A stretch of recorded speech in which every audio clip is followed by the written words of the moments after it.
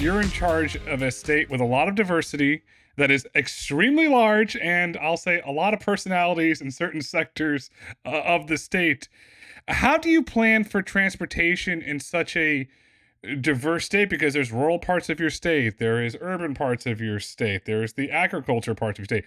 It's very diverse, and so I'm really curious, sir, how you plan for it from a transportation perspective. Look, it's a complicated state when it comes to the vast amount of sort of development patterns that we have.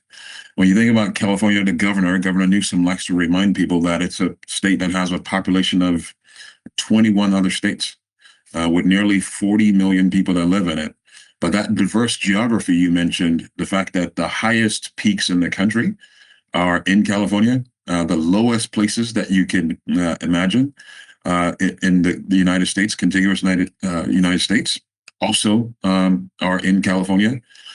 We have the most diversity when it comes to the people within the state. 28% of the people who live in California are foreign born. We have more than 539 jurisdictions within the state, so cities and counties. So it's very, very complex. And when it comes to the transportation system itself, just think about these numbers just briefly. More than 250 airports, more than 300 transit agencies, more than 50,000 miles of highway, more than 20,000 bridges within the state. All these things that we have to manage and engage with partners to lead on. So it creates for a lot of challenges, but it's also what makes California the best part of the American dream as well. I mean, it's called the Golden State. So you have 539 jurisdictions. You have 250 airports, 300 transit agencies. Now I'm going to put my little kid hat on. There's a lot of cooks in the kitchen there. There's no other way to describe it. Yeah, look, it's a mini country. It's a mini country, and some could argue it's a big country because just recently, within the last year or so, we became the fourth largest economy in the world. Within the Gavin Newsom administration, we moved up ahead of two countries. We moved up ahead of India, and we moved up ahead of England to now having an economy that is $4.1 trillion annually, our GDP.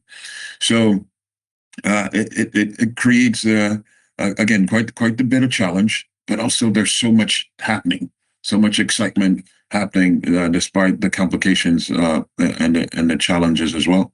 Sir, I wish you well. I mean, when I see the 2028 Summer Olympics coming, I said, "Oh boy, this logistics. This is a logistical masterclass." And transportation is going to be the core of it because let's just call a spade. Individuals be in LA for the games, and they're going to want to go see Mickey Mouse down in Anaheim, and that's quite a journey to go. And then you have individuals who want to go from downtown to Westwood and various different parts. How do you? And you have the airport. How do you plan for all these different what-if scenarios based on common patterns of what individuals are going to want to do while they're visiting for the games? I mean, I mentioned how complex the state is already in managing the transportation system for it, but the complexity of having to prepare for the games and have a successful and seamless successful games and a seamless transportation system that surrounds it. Boy, a tall order, but I think we can do it. I believe in the folks that are working on this. Our team, Caltrans, the different districts, headquarters in our different districts, and also the local partners who are really the leads on this. Part of the reason why I think we can do it is we've hosted the games more than any other state in this country. We've hosted the Olympics 3 times. We've also hosted the Super Bowl 14 times. And we're the second most, when it comes to states, we've hosted it the second most. I think Florida maybe just a little bit ahead of us. So we're used to having these big events come here, but these are going to be one of the biggest games. And the projection now is, I mentioned the Super Bowl projection, if you can just imagine this, The Olympics is going to be 7 Super Bowls every day, each day, and the size of 7 Super Bowls one day for more than 2 weeks. So you're talking about 3 weeks plus of having 7 Super Bowls a day. That's how intense and large this is going to be. And the transit system, transportation system rather, I would put it at number 2 as the most important thing that we need to address. Number 1, without a doubt, is the safety and security of people that are going to be here. Not only our residents, but all the visitors who are coming. That's paramount. That's numero uno. But after safety and security, the next most important thing that we need to do is have a strong and seamless and safe transportation system.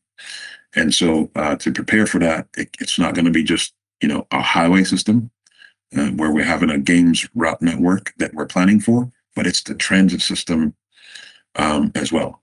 And so balancing that, we need, for example, on the transit system side, we're estimating we need 3,000 roughly additional buses on top of the transit system that's in like LA Metro runs and all the other transit agencies within the LA area. I mentioned more than 100. We need 3,000 additional buses because we're trying to have the cleanest games ever when it comes to environmental impact and footprint. So we're working on that right now, trying to figure out how to get those buses from other states, mostly clean buses, not just diesel-powered buses, mostly clean buses into the states. So coming up with agreements across the country. And the other key part is the fact that we need to infuse technology into the system as much as possible as well, because we don't have a lot of time now to build additional lanes or adding to the system. Paris didn't do that. So we're not going to do that. We're not going to add a bunch of new highway infrastructure, optimize the existing system using technology, and make the transit system as robust as possible for that 7 Super Bowls a day that's going to happen here.